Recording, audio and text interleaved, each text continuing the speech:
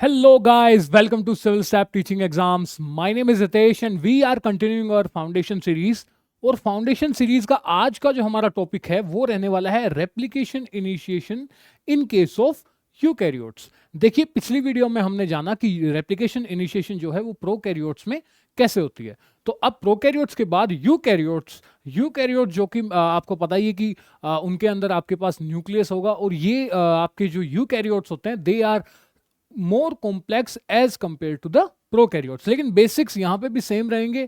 जैसा कि हमने पिछली बार देखा था, आपके पास एक रेप्लिकेटर सीक्वेंस होगी, एक आपके पास इनिशिएटर प्रोटीन होगा।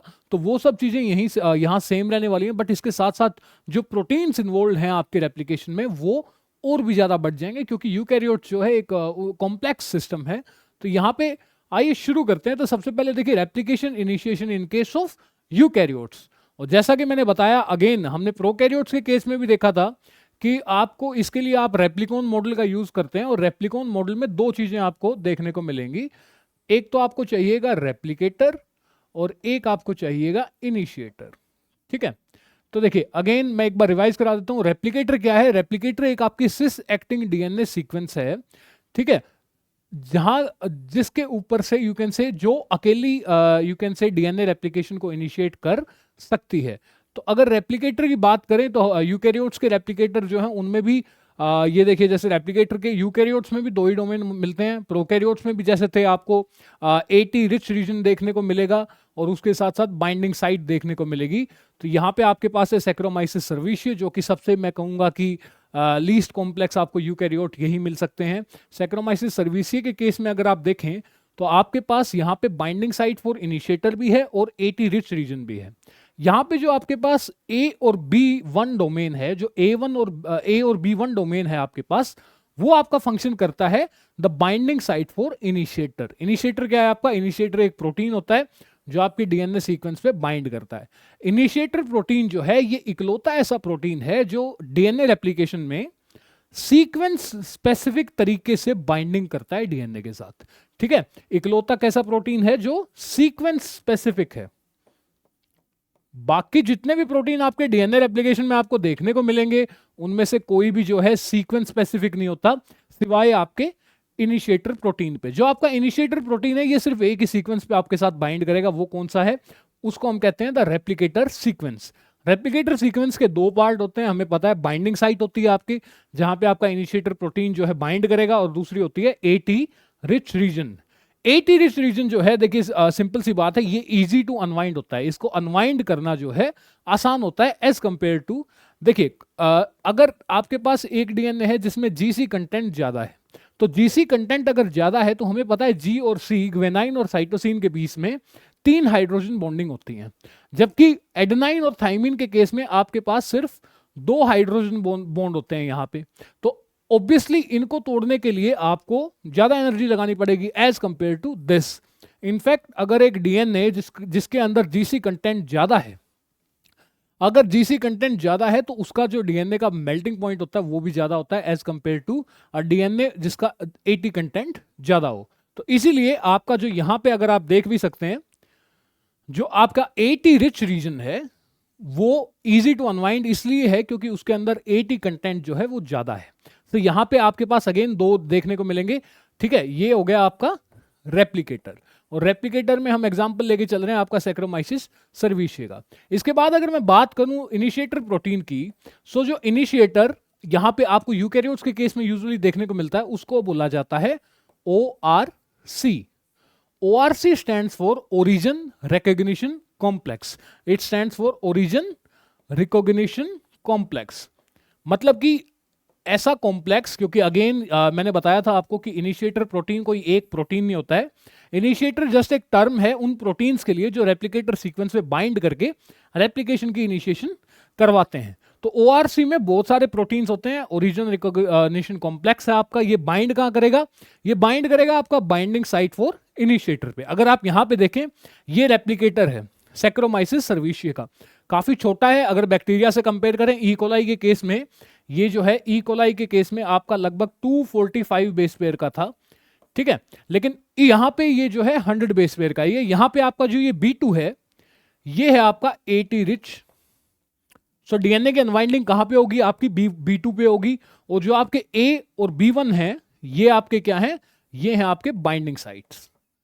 बाइंडिंग साइट मतलब यहां पे आके आपका ओरिजिन रिकॉग्निशन कॉम्प्लेक्स जो है वो बाइंड करेगा। देखिए जैसा कि मैंने बताया था, जो आपका बेसिक कंसेप्ट है वो सेम रहने वाला है। आपके पास एक रेप्लिकेटर होगा, इनिशिएटर होगा। तो रेप्लिकेटर जैसे कि वहां पे था, यहां पे भी वैसे ही है। उसके बाद इनिशिएटर होगा, इनिशिएटर प्रोटीन वहां पे था, डीएनए ए। इकोलाई के केस में कौन सा था आपके पास? डीएनए ए। और यहां पे कौन सा है? ORC, origin recognition complex. तो इसमें ऐसे भी क्वेश्चन आ सकता है, होमोलॉग्स पूछे जा सकते हैं।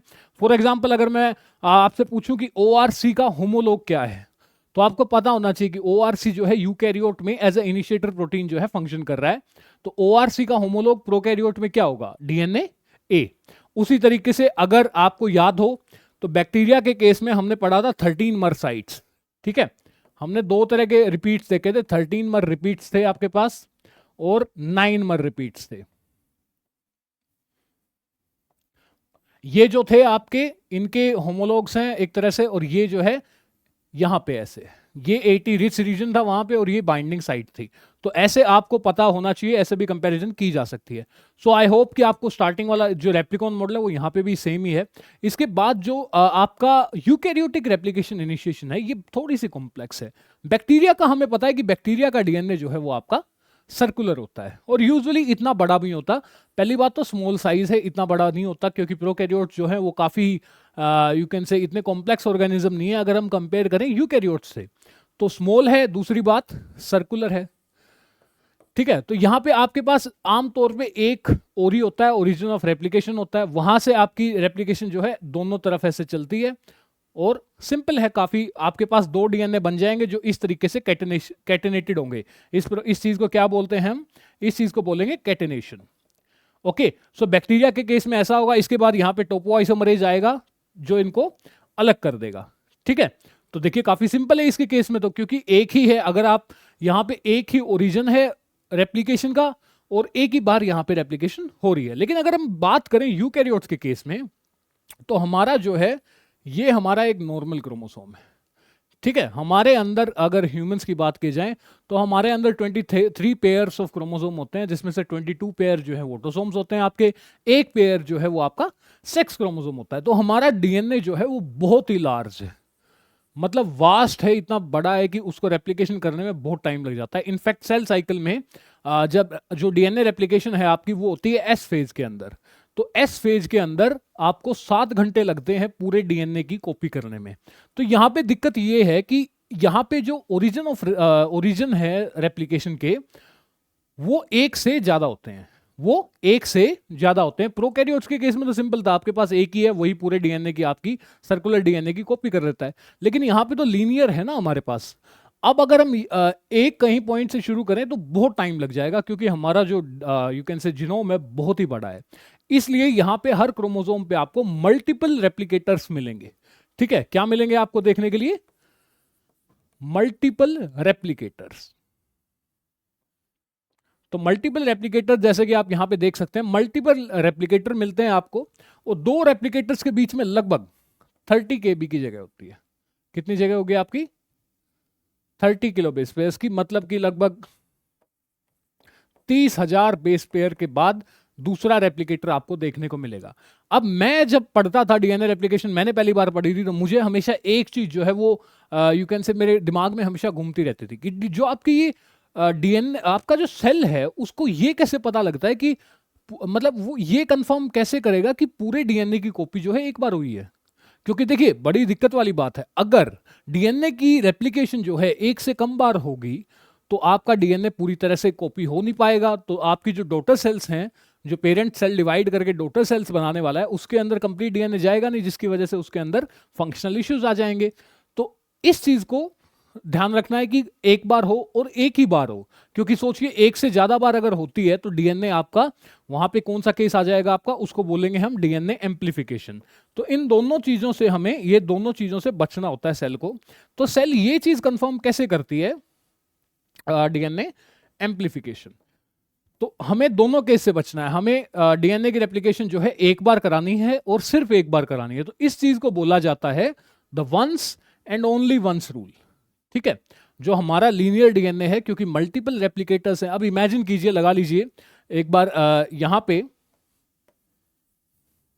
ये आपके मल्टीपल रेप्लिकेटर्स हैं, इनके बीच में 30 केबी की जगह है आपकी, और इमेजिन कीजिए कि ये रेप्लिकेटर एक्टिव हो जाता है और इसने इस सेगमेंट की कॉपी कर दी।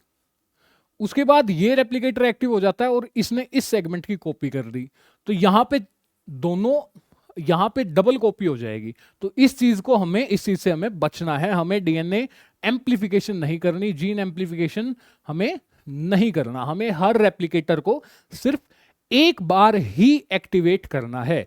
सो जैसे मैंने यहां पे लिख रखा है कि no replicator should initiate replication एक से ज्यादा बार। अगर एक बार रेप्लिकेटर जो है आपका एक्टिवेट हो चुका है तो उसको दोबारा एक्टिवेट नहीं करना। अब रेप्लिकेटर जो हैं आपके, ये दो तरीके से आपके एक्टिवेट किए जाते हैं, या तो ये एक्टिवली होते हैं या पैसिवली होते हैं। पैसिवली एक्टिवली कैसे, समझिए। अब मैंने बताया कि एक रेप्लिकेटर के पास लगभग 30 केबी का डीएनए होता है, यू कैन से 30 केबी का आपका डीएनए होता है कॉपी करने के लिए, ठीक है। अब मान लीजिए यहां पे दो तरीके हैं, एक आपके पास एक्टिव है, एक्टिवली जो आपका रेप्लिकेटर है वो चले, या फिर पैसिवली चले। तो ये दो तरीके हैं आपके। इनमें होता क्या है, देखिए जो एक्टिवली है उसमें मतलब कि जो रेप्लिकेटर है उसके ऊपर आके इनिशिएटर प्रोटीन ने बाइंड किया है और वहां से डीएनए रेप्लिकेशन शुरू हो गई है। ये हुआ आपका एक्टिव मेथड। पैसिवली में क्या होगा कि रेप्लिकेटर जो है वो, उसका जो 30 केबी डीएनए है वो खुद एक्टिवेट नहीं हो पाया, उसके ऊपर इनिशिएटर प्रोटीन आके बाइंड नहीं कर पाया, डीएनए रेप्लिकेशन वो इनिशिएट नहीं कर पाया। लेकिन उसका जो डीएनए था, मान लीजिए ये आपका एक्टिव है और ये पैसिव रेप्लिकेटर है। अब इसके हिस्से का ये डीएनए है और इसके हिस्से का ये डीएनए है।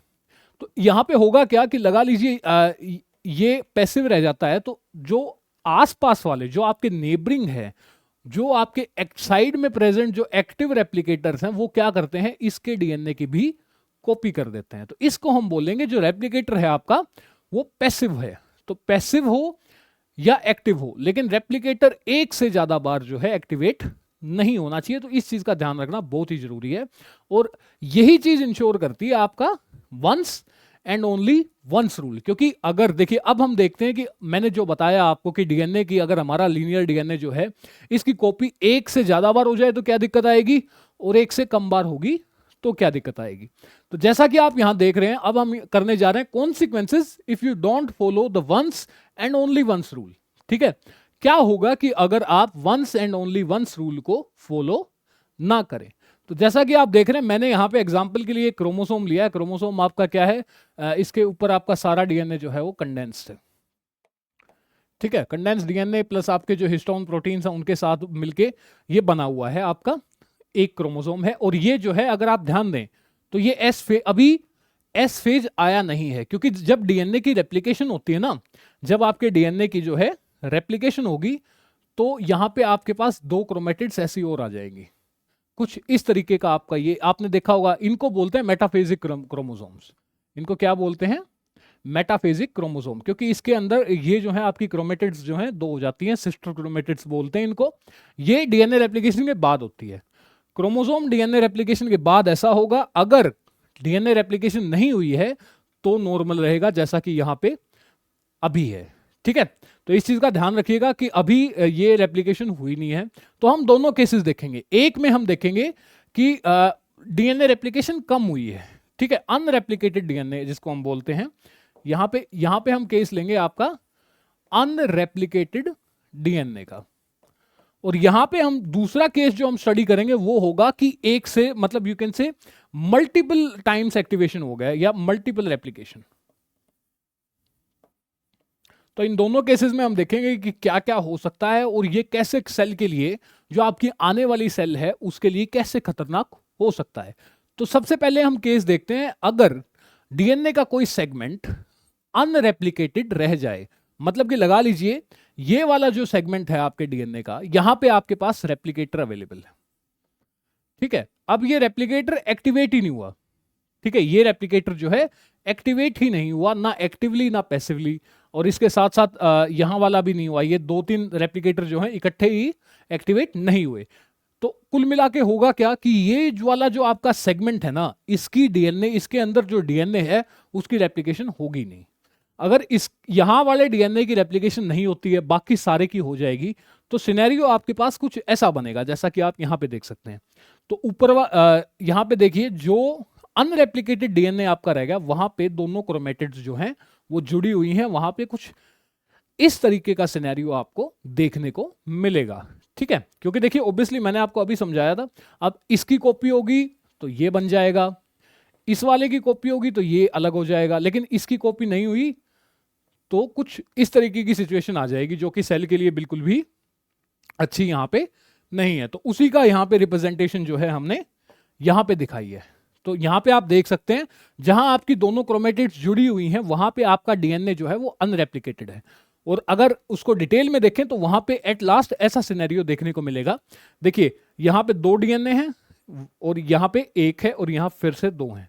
तो डीएनए जो है आपका, ये वाला जो सेगमेंट है आपका डीएनए का, वो रहेगा अनरेप्लिकेटेड।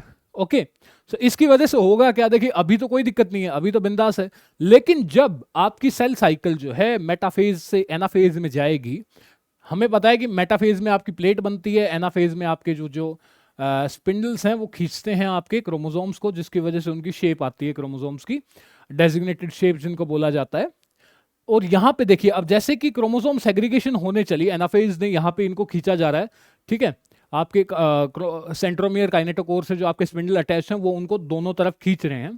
तो इस केस में होगा क्या, यहां पे क्या होगा कि ऑब्वियसली अब ये वाला जो सेगमेंट है, ये वाला सेगमेंट एक ही है, तो ये या तो एक सेल इधर वाली सेल में जाएगा या उधर वाली सेल में जाएगा, तो यहां पे क्रोमोसोम का ब्रेक आ जाएगा, यहां पे क्या आ जाएगा आपका ब्रेक। तो इधर वाली जो सेल है, जिस सेल में ये वाला क्रोमोसोम जाएगा उसके अंदर डीएनए कम रह जाएगा, और जिसके अंदर ये वाला क्रोमोसोम जाएगा उसके अंदर डीएनए ज्यादा हो जाएगा। अब इसकी वजह से दोनों ही जो सेल्स हैं इनकी ये जो चीज है उनके लिए लगभग फेटल होती है। तो इसकी वजह से जो आपकी अपकमिंग जनरेशन ऑफ सेल है वो सरवाइव नहीं कर पाएगी, उसको प्रोग्राम्ड सेल डेथ के अंदर निपटा दिया जाएगा, क्योंकि क्रोमोसोम डैमेज जो है that can even lead to cancer. Okay, so यहां पे ये हमारा केस था कि अगर आपका डीएनए अनरेप्लिकेटेड रह जाए तो। अब हम देखते हैं दूसरा वाला, जिसमें क्या है कि अगर आपके डीएनए की कॉपी 1 से ज्यादा बार होती है, डीएनए रेप्लिकेशन जो है 1 से ज्यादा बार होगी, तो इस केस में अगेन आपका ये क्रोमोसोम है। इनफैक्ट होता क्या है, मान लीजिए कि जैसे ये आपके पास एक क्रोमोसोम है और जो क्रोमोसोम का ये वाला सेगमेंट है, इस सेगमेंट की रेप्लिकेशन 2 बार होगी, होनी चाहिए थी 1 बार लेकिन होगी 2 बार। इसकी वजह से यहां पे इसकी 2 कॉपी हैं, ये आपकी पहली कॉपी है और ये आपकी दूसरी कॉपी है। तो आपके पास एक सेगमेंट ऑफ डीएनए की जिसमें बहुत सारे जीन हैं, ध्यान रखिएगा कि इसके अंदर जीन्स हैं आपके बहुत सारे, ये सारे जीन्स जो हैं वो उनकी एक एक एक्स्ट्रा कॉपी आ गई आपके पास। इस कंडीशन को बोला जाता है जीन एम्प्लीफिकेशन या डीएनए एम्प्लीकेशन भी आप बोल सकते हैं। अब आप कहेंगे चलो अच्छा ही है, जीन्स की एक्स्ट्रा कॉपीज आ गई हमारे पास, लेकिन ऐसा नहीं होता। इनके अंदर लगा लीजिए, इमेजिन कीजिए कि यहां पे कोई आपका ओंकोजीन है, प्रोटो ओंकोजीन है यहां पे कोई। हमें पता है कि प्रोटो ओंकोजीन जो है अगर वो ओंकोजीन में कन्वर्ट हो जाए तो सेल जो है वो कैंसरस हो जाएगी आपकी। अगर जीन एम्प्लीफिकेशन जो है, इसके प्रोटो ओंकोजीन को हमें कन्वर्ट किस में करना है, अगर कैंसर होनी चाहिए तो आपको ओंकोजीन में। ये जो कन्वर्जन है इसके काफी कारण हो सकते हैं। देखिए इसमें सबसे मोस्ट कॉमन जो देखने को मिलता है वो होता है आमतौर पे आपका पॉइंट म्यूटेशंस, या जो पॉइंट म्यूटेशंस होती हैं वो क्या करती हैं, वो एक न्यूक्लियोटाइड को चेंज कर देंगे, जिसकी वजह से आपके अमीनो एसिड सीक्वेंस में एक जो अमीनो एसिड है वो चेंज हो जाएगा। सिकल सेल एनीमिया के केस में भी आपको पता होगा कि पॉइंट म्यूटेशन ही देखने को मिलती है। और क्या कारण है, और क्या मतलब तरीके हैं प्रोटो ओंकोजीन को ओंकोजीन में कन्वर्ट करने के, उनमें से एक तरीका है आपका जीन एम्प्लीफिकेशन या डुप्लीकेशन म्यूटेशन। ठीक है, ये क्रोमोसोम एब्रिएशन में आती है, और जो अगर ये कंडीशन है तो अगेन आपकी जो सेल है वो कैंसरस हो जाएगी। तो या तो उसको प्रोग्राम्ड सेल डेथ के अंदर डाल दिया जाएगा, लेकिन अगर उसके जो आपका सेगमेंट यहां पे डुप्लीकेट हुआ है उसके अंदर कोई प्रोटो ओंकोजीन था, अब उसकी 2 कॉपी आ गई है तो वो ओंकोजीन में कन्वर्ट हो जाता है, तो इस केस के अंदर सेल जो है कैंसरस हो जाएगी। दोनों ही कंडीशंस हमारे जो सेल है उसके लिए अच्छी नहीं है। तो इसीलिए ये यहां पे हमने देखे कि कौन सीक्वेंसेस क्या होगा अगर डीएनए कम रेप्लिकेट करे या डीएनए ज़्यादा रेप्लिकेट करे। तो ये दोनों सिनेरियोज जो हैं आपको आमतौर पे देखने को मिलेंगे। इसीलिए जो सेल है वो स्टिक करती है, वो बड़ी स्ट्रिक्टली फॉलो करती है the once and only once rule को, बहुत स्ट्रिक्टली इसको फॉलो किया जाता है। ठीक है, तो इसके बाद हम आगे चलते हैं। देखिए अब बात करते हैं हम जो आपकी जो एग्जैक्ट प्रोसेस है, जो प्रोटोकॉल है यू कैन से, जिसमें डीएनए जो रेप्लिकेशन इनिशिएशन है यूकैरियोट्स के केस में होती क्या है। यहां पे आपके पास ओआरसी होगा, ओरिजिन रिकॉग्निशन कॉम्प्लेक्स होगा आपके पास, और आपके पास यहाँ पे रेप्लिकेटर होगा। अब हम देखेंगे कि जो इनिशिएटर है वो रेप्लिकेटर के साथ कैसे बाइंड करेगा, उसके बाद वो बाकी प्रोटीन्स की बाइंडिंग जो है वो कैसे करवाएगा, क्योंकि बाकी प्रोटीन्स हैं उनको भी लोड करना है हमें।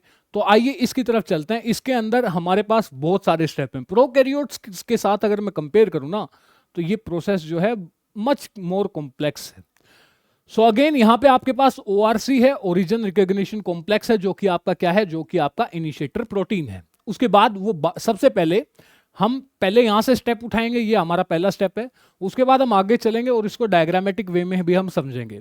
सबसे पहली चीज क्या होती है कि ओरिजिन रिकॉग्निशन कॉम्प्लेक्स जो है वो हेलिकेज लोडर प्रोटीन्स, देखिए मैंने पिछले केस में भी यही हुआ था कि सबसे पहले आपके हेलिकेजेस आएंगे।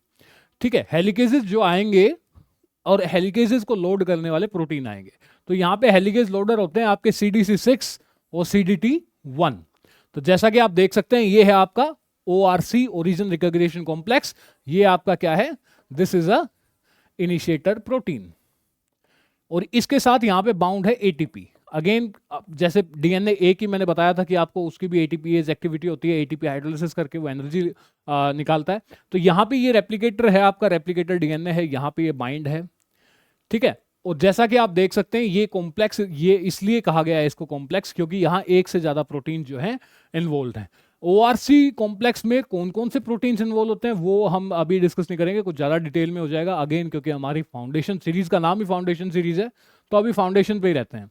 तो यहाँ पे आपके साथ बाउंड ATP भी है, और आपका इनिशिएटर प्रोटीन जो है वो रेप्लिकेटर पे बाइंड कर चुका है। अब इसके साथ अगला जो स्टेप था वो, ये जो पहला स्टेप था वो हमने क्या कहा कि आपके आएंगे हेलिकेज लोडर।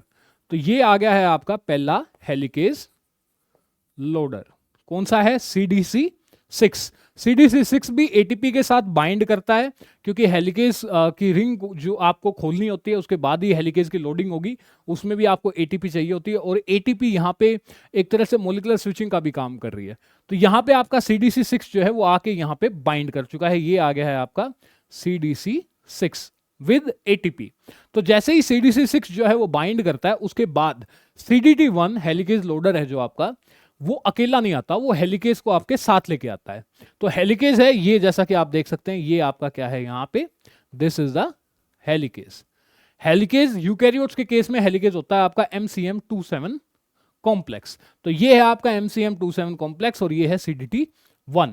अब CDC6 की रिक्रूटमेंट होगी, उसके बाद किसकी रिक्रूटमेंट होगी, CDT1 की। अब जैसा कि आप देख सकते हैं यहाँ पे आपकी रिक्रूटमेंट हो चुकी है। CDC यहाँ पे क्या क्या आया ये देख लीजिए, CDC6 है प्लस CDT1 है प्लस MCM27 है जो कि आपका हेलिकेज है। सो हमारा पहला स्टेप जो हो चुका है। उसके बाद क्या होगा, दूसरा स्टेप क्या हो रहा है, दे यूज ATP हाइड्रोलिसिस। ये जो आपके पास यहाँ पे बाउंड फॉर्म में ATP है, इसका यूज किया जाएगा to load the helicase in dimer form. जो हेलिकेज है वो आपका डाइमर फॉर्म में लोड किया जाएगा। ठीक है, इस चीज को ध्यान रखिएगा। अब यहां पे आते हैं वापस। अब जैसा कि आप देख सकते हैं यहां पे ATP बाइंड है, दो जगह ATP है आपके पास, और यहां पे यूज किया जाएगा ATP हाइड्रोलिसिस। अगर आप देखें जो CDC6 के साथ यहां पे जो ATP है उसका हाइड्रोलिसिस होके ADP में कन्वर्ट हो गया है, और CDP जो है वो रिलीज भी कर दिया गया है, जो सॉरी CDC6 जो है वो रिलीज कर दिया गया है। ATP का हाइड्रोलिसिस हो चुका है, उसके साथ साथ यहाँ पे इनऑर्गेनिक फॉस्फेट भी एक रिलीज होगा, और आपका जो CDT1 है वो भी जा चुका है। और जो आपका हेलिकेज है वो as a dimer, MCM2 complex की यहाँ पे दो कॉपी हैं, एक ये वाली है और दूसरी ये वाली है। तो ये दोनों कॉपी जो है यहाँ पे एज अ डाइमर हेलिकेज को लोड कर दिया गया है। देखिए सिंपल सी बात है, ये इस तरफ चलेगा, ये इस तरफ चलेगा। ठीक है, सो यहाँ पे हम CDC6 और CDT1 जो है वो रिलीज कर दिया गया, ऑब्वियसली वो यही हो गया। उसके बाद ATP hydrolysis by ORC can reset the whole process. देखिए अब यहाँ पे जो मेन चीज है वो क्या है कि अगर यहाँ पे आपका जो एटीपी है वो बाउंड फॉर्म में है, ये एटीपी जो है यहाँ पे कंट्रोल करता है। अगर आपको सारी प्रोसेस रीसेट करनी है तो आपको करना कुछ नहीं है, आपको बस यहाँ पे जो एटीपी का हाइड्रोलिसिस होके जो आपका हेलिकेज एक्टिवेट हुआ है, यहाँ पे देखिए एटीपी अटैच है, यहाँ पे एडीपी है, इसका मतलब हाइड्रोलिसिस हो चुका है, उसके बाद आपका हेलिकेज लोड हो चुका है। ठीक है, हेलिकेज लोडिंग में ये एक इंपॉर्टेंट स्टेप है, यहाँ पे हाइड्रोलिसिस जो एटीपी का हो रहा है और इसको यूज किया जा रहा है कि रीसेट करने के लिए। ठीक है, अगर यहाँ पे एटीपी रहेगा तो हेलिकेज बाइंड रहेगा लेकिन फ्री नहीं होगा। हाइड्रोलिसिस होते ही आपका हेलिकेज जो है वो रेडी टू वर्क है यहाँ पे। तो ये था आपका पहला सेगमेंट जिसमें हमने देखा कि हेलिकेज लोडिंग। इस सेगमेंट में हमने सिर्फ ये देखा है कि हेलिकेज की लोडिंग कैसे होती है। अब मैं आपको ये चीज बताना चाहूंगा कि helicase loading in case of eukaryote आपकी सिर्फ और सिर्फ G1 फेज में होगी। ठीक है, क्यों फायदा है इस चीज का ये हम आगे डिस्कस करेंगे, लेकिन इतना ध्यान रखिएगा कि यूकैरियोट्स के केस में जो आपकी हेलिकेज लोडिंग है वो कहां पे होती है, सिर्फ और सिर्फ G1 फेज के अंदर होती है। इसके बाद हम चलते हैं G2 फेज में, हमारा ये रहा। तो सीधा यहीं आते हैं, देखिए यहीं से समझा दूंगा मैं आपको। तो अब आपका यहाँ पे MCM27 कॉम्प्लेक्स जो है यहीं पे है, हेलिकेज लोड हो चुका है, एज ए डाइमर आपके पास प्रेजेंट है। ठीक है, आपके किस फॉर्म में है यहाँ पे, ये डाइमर फॉर्म में आपके पास यहाँ पे प्रेजेंट है। अब यहां तक तो जो बात थी हेलिकेज लोडिंग की, ये हो रहा था G1 फेज में। G1 फेज के बाद आपके पास चेक पॉइंट आता है, आप G1 से S में आते हैं तो यहां पे एक चेक पॉइंट आता है जिसको G1S चेक पॉइंट बोला जाता है। तो जैसे ही सेल इस चेक पॉइंट को क्रॉस करके S फेज में आती है तो यहाँ पे साइक्लिन्स जो है वो बढ़ते हैं, साइक्लिन्स की जो कंसेंट्रेशन है वो बढ़ती है। उसी के साथ साथ एक चीज और बढ़ती है जिसको बोला जाता है CDK, साइक्लिन डिपेंडेंट काइनेज। तो आपके साइक्लिन डिपेंडेंट काइनेजेस बढ़ जाते हैं। इसी के साथ साथ एक तरह के काइनेजेस और होते हैं यहाँ पे जो फंक्शन करेंगे आपके पास, वो होते हैं DDK। तो ये दो तरह के काइनेजेस हैं यहाँ पे। देखिए सबसे पहले थोड़ा सा वापस चलते हैं अगेन। देखिए यहाँ पे आपके पास जैसे ही एस फेज में सेल एंटर करती है, आपके CDKs जिनको साइक्लिन डिपेंडेंट काइनेजेस भी बोला जाता है, और DDKs जो DDF4 डिपेंडेंट काइनेजेस हैं वो आपके आ जाएंगे। ये एक्टिवेट कहाँ होते हैं, यहाँ पे भी मेंशन्ड है कि एस फेज के अंदर ये आपके जो हैं एक्टिवेट होंगे। ठीक है, अब इसके बाद जैसे ही आपके यहाँ पे एस फेज में, ये कहाँ हो रहा है, ये कहाँ आ गए हैं, एस फेज में हमारी एंट्री हो चुकी है। सो यहाँ पे CDKs और DDKs जो हैं वो एक्टिवेट हो जाते हैं। DDK का फंक्शन होता है आपके हेलिकेज को, जो आपका हेलिकेज है जो कि आपके पास MCM27 कॉम्प्लेक्स का डाइमर है, उसको फोस्फोराइलेट करना। क्योंकि काइनेज है तो फोस्फोराइलेट ही करेगा, तो उसको फोस्फोराइलेट करने का काम आपका किसका है यहाँ पे, DDK का। CDK क्या करता है, ये यू कैन से इनवाइट करता है दो प्रोटीन्स को। वो दो प्रोटीन्स जो हैं इनको बोलते हैं SLD2 और SLD3। जो SLD2 और SLD3 है ना, ये एक तरह के रिक्रूटिंग प्रोटीन्स होते हैं। ये क्या होते हैं, रिक्रूटिंग प्रोटीन्स। मतलब कि जैसे ही इनको रिक्रूट किया जाएगा ये अगलों को रिक्रूट करते हैं। ठीक है, तो यहां पे ये हैं आपके यहाँ पे रिक्रूटिंग प्रोटीन्स। सो इनको फोस्फोराइलेट करके एक्टिवेट करके जो आपका CDK है वो क्या करता है, इनवाइट करता है। देखिए अभी ये फोस्फोराइलेट हुए नहीं है तो अभी बाहर प्रेजेंट है। जैसे ही ये फोस्फोराइलेट होंगे ये आ जाएंगे, ये आ गया आपका इधर और ये आ गया आपका इधर।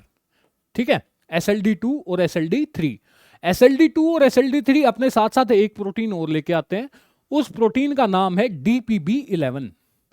DPB11 असल एक्चुअली में ये तीनों ही जो हैं आपके, ये तीनों ही रिक्रूटिंग प्रोटीन होते हैं। और ये रिक्रूटमेंट किसकी करते हैं आप पूछेंगे, ये रिक्रूटमेंट करते हैं आपके डीएनए पॉलीमरेज की। ठीक है, सो यहां पे आपके पास जैसे ही CDK एस फेज के अंदर CDK आता है, CDK फोस्फोराइलेट करेगा SLD2 और SLD3 को, वो बाइंड कर जाएंगे। उसके बाद वो बुलाएंगे अपने जोड़ीदार को, DPB11 को बुलाएंगे, वो भी फोस्फोराइलेट होगा। ठीक है, वो भी बाइंड कर जाएगा। सॉरी, DPB11 फोस्फोराइलेट नहीं होगा, ये वाला ये फोस्फोराइलेट होगा। थोड़ा सा इसको इरेज ही कर लेते हैं एक बार जी। तो यहां पे फोस्फोराइलेज जो है SLD2 होगा आपका, SLD3 होगा आपका। ठीक है, और जो आपका MCM कॉम्प्लेक्स है यहां पे ये फोस्फोराइलेट होगा कुछ इस तरीके से। उसके बाद जैसे ही इन तीनों की रिक्रूटमेंट होती है, जो SLD2, SLD3 और आपका DPB11 है, ये इनवाइट करते हैं आपके डीएनए पॉलीमरेज एप्सिलॉन को। अगर आपको याद हो तो डीएनए पॉलीमरेज एप्सिलॉन जो है वो आपका लीडिंग स्ट्रैंड पे काम करता है, ठीक है। तो लीडिंग स्ट्रैंड का जो डीएनए पॉलीमरेज है, डीएनए पॉलीमरेज एप्सिलॉन, उसको इनवाइट किया जाता है। इसके साथ साथ जिन्स और CDC45, ये आपके सेल साइकिल में अगर आपने पढ़े हो तो वहां पे आते हैं आपके ये दोनों प्रोटीन, जिन्स और CDC45, इनके साथ साथ रिक्रूट किया जाता है। तो जैसे ही ये रिक्रूटमेंट हो जाती है, जैसे ही आप देख सकते हैं ये रिक्रूटमेंट हो जाती है, ये जो यहां पे कॉम्प्लेक्स बना है, इसको बोलते हैं द CMG कॉम्प्लेक्स। तो अब आपका CMG कॉम्प्लेक्स बन चुका है जब ये सारे प्रोटीन्स जो हैं आपके यहां पे बाइंड कर चुके हैं। ओके, अब इसके बाद होता क्या है, जैसे ही CMG कॉम्प्लेक्स की फॉर्मेशन होती है ड्यू टू कन्फर्मेशनल चेंजेस, जो आपके रिक्रूटिंग प्रोटीन्स थे, उनका काम हो चुका है, वो क्या करते हैं, CMG कॉम्प्लेक्स फॉर्मेशन करते हैं और वो साइट को लीव करके चले जाते हैं। तो जैसा कि आप देख सकते हैं, जो आपका SLD2 और जो 3 है वो जा चुके हैं और DPB11 भी आपका जा चुका है।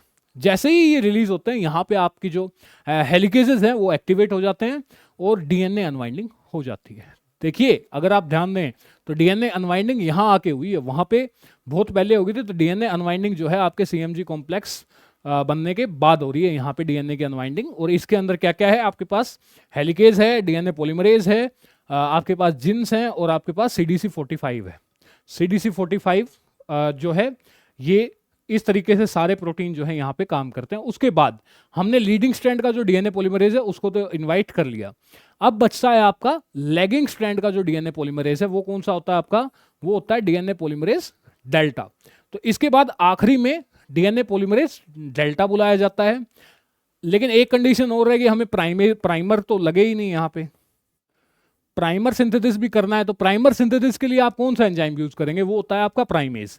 और प्राइमेज का फंक्शन हमारे यूकैरियोट्स के केस में करता है डीएनए पॉलीमरेज अल्फा। तो यहां पे पॉलीमरेज अल्फा जो कि प्राइमेज है और डीएनए पॉलीमरेज डेल्टा जो कि लैगिंग स्ट्रैंड पे डीएनए सिंथेसिस करता है, उनको बुलाया जाता है और आपकी जो रेप्लिकेशन मशीनरी है वो एक्टिवेट हो जाती है। तो कुछ इस तरीके से होता है आपका replication initiation in case of eukaryotes. अब आपने अगर एक चीज नोटिस की हो, तो मैंने बार बार कहा है कि G1 फेज में आपके हेलिकेज की लोडिंग होगी, ठीक है। G1 फेज में आपकी हमेशा क्या होगी, हेलिकेज की लोडिंग होगी, सिर्फ लोडिंग होगी। S फेज के अंदर वो एक्टिवेट होगा, जो आपका हेलिकेज है वो एक्टिवेट कब होगा, वो होगा S फेज में। करेगा कौन, हाँ अभी हमने पढ़ा था CDK हैं और आपके पास DDK हैं, ठीक है।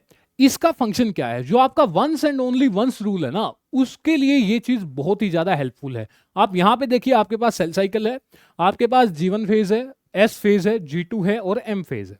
ओके, G1 मतलब ग्रोथ 1, S मतलब सिंथेटिक, G2 मतलब ग्रोथ 2 और M मतलब माइटोटिक, अगर माइटोसिस है तो देखिए यहां पे G1 के अंदर, ठीक है, CDK लेवल्स जो हैं आपके क्या हैं, लो हैं। CDK लेवल्स आपके लो हैं। CDK लेवल्स के लो होने की वजह से G1 के अंदर सिर्फ और सिर्फ हेलिकेज लोडिंग ही पॉसिबल है, क्योंकि एक्टिवेट तो आप कर ही नहीं सकते, CDK तो है ही नहीं। एक्टिवेट करने का काम किसका है, CDK का है। तो CDK तो है ही नहीं, तो आप क्या करते हैं, जितने भी आपके पास रेप्लिकेटर होते हैं ना, उनके ऊपर जो ORC है आपका इनिशिएटर प्रोटीन है, वो हेलिकेज की लोडिंग करवा के तैयार रखता है। तो हेलिकेज की लोडिंग यहां पे G1 में हो जाएगी, जितनी भी होनी है, ठीक है। उसके बाद एक्टिवेशन, जैसे ही जैसे ही सेल जो है आपका G1 S checkpoint cross करके S फेज में जाती है, आपके CDK लेवल्स जो हैं वो बढ़ जाते हैं। CDK लेवल्स के बढ़ते ही हेलिकेज की लोडिंग नहीं हो सकती, हेलिकेज की लोडिंग अब नहीं हो सकती, क्योंकि CDK जो है उनका लेवल हाई हो चुका है। हेलिकेज लोडिंग जितनी पहले हो चुकी है G1 में उतनी ही है, अब कोई भी हेलिकेज लोडिंग नहीं होगी। अब क्या होगा कि जितने भी हेलिकेजेस लोडेड ऑलरेडी है ना, वो एक्टिवेट कर दिए जाएंगे। तो जैसे ही ये एक्टिवेट होंगे, आपकी रेप्लिकेशन जो है वो शुरू हो जाएगी, ठीक है। उसके बाद क्या होगा, एस फेज में यहाँ पे आपका चेक पॉइंट आएगा, SG2 चेक पॉइंट जो है, उसके बाद सेल जो है डीएनए रेप्लिकेशन कंप्लीट कर चुकी होगी। यहाँ पे हालांकि ये भी देखा जाता है कि सारा रेप्लिकेशन जो है वो ढंग से हुआ है या नहीं, कोई दिक्कत तो नहीं है और कुछ, तो इसके बाद सेल जो है G2 में एंटर कर जाएगी। तो कुछ इस तरीके से सेल जो है वो इंश्योर करती है कि आपकी जो रेप्लिकेशन है यूकैरियोट्स के केस में वो वंस एंड ओनली वंस हो, ना एक से कम ना एक से ज्यादा। तरीका बड़ा ही सिंपल है, उसने दोनों स्टेप्स को अलग अलग फेजेस में किया। जब आपके पास जो सीडीकेज हैं उनकी कंसेंट्रेशन आपके पास लो है तो आपने सिर्फ हेलिकेज लोडिंग की। एस फेज में आते ही जैसे ही आपके पास सीडीकेज की जो लेवल है वो इंक्रीज हो गया, तो आपके जितने हेलिकेज पहले लोड हो चुके हैं वो अब एक्टिवेट हो जाएंगे। दोनों जो चीजें हैं आपकी, हेलिकेज लोडिंग और हेलिकेज एक्टिवेशन, वो कभी भी साथ में नहीं होगी। इसी तरीके से सेल इंश्योर करता है कि एक रेप्लिकेटर सिर्फ एक ही बार एक्टिवेट हो, ताकि डीएनए की जो है रेप्लिकेशन सिर्फ एक ही बार हो। और इस रूल को हम क्या कहते हैं? The once and only once rule. Okay, so इसी के साथ हमारा आज का टॉपिक जो है यहीं खत्म होता है। मैं बताना चाहूंगा हमारे CSIR नेट लाइफ साइंसेज के जो बैच हैं दिसंबर 2024 के लिए, वो हमारे जुलाई 20 से शुरू हो चुके हैं। अगर आप अभी भी रजिस्टर करना चाहते हैं तो आप डिस्क्रिप्शन में दिए गए लिंक पे जाके, या वहाँ पे नंबर दिया होगा उस पर जाके आप चेक कर सकते हैं। ये कोर्स जो है आपको ऑनलाइन और ऑफलाइन हमारी दोनों तरह की क्लासेस होती हैं। इसमें आपको पूरा स्टडी मटेरियल दिया जाता है। हमारा स्टाफ जो है काफ़ी क्वालिफाइड है यहाँ पे। और इसी के साथ साथ आपको प्रैक्टिस क्वेश्चंस दिए जाएंगे, आपके वीकली टेस्ट होंगे, आपके पास टेस्ट सीरीज हैं, आपके पास मॉक टेस्ट हैं, डाउट सॉल्विंग लेसन्स हैं आपके पास। तो ये सब जो है आपका यहाँ पे कंपाइल्ड है। तो अगर आप इसके लिए अगेन जाना चाहते हैं तो डिस्क्रिप्शन में दिए गए लिंक या नंबर पे जाके आप पूछ सकते हैं। और इसी के साथ अगर आपको, जैसे ये आपकी पीपीटी थी, ये अगर आपको पीपीटी चाहिए या PDF चाहिए या आपको बुक्स चाहिए या ऐसा कुछ आपको टेस्ट सीरीज चाहिए या प्रीवियस ईयर क्वेश्चन चाहिए, तो आप हमारे टेलीग्राम चैनल को ज्वाइन कर सकते हैं, जिसका लिंक यहाँ भी है और आपको डिस्क्रिप्शन में भी उसका लिंक जो है देखने को मिल जाएगा। ओके, सो आप जाके हमारे टेलीग्राम चैनल को ज्वाइन कर सकते हैं for free content. And I hope कि आपको वीडियो जो है पसंद आई होगी। इफ़ यू फाउंड जो आपका कंटेंट है, अगर आपको अच्छा लगा है तो प्लीज़ लाइक कीजिए वीडियो को and subscribe the channel and press the bell notification icon. Thank you.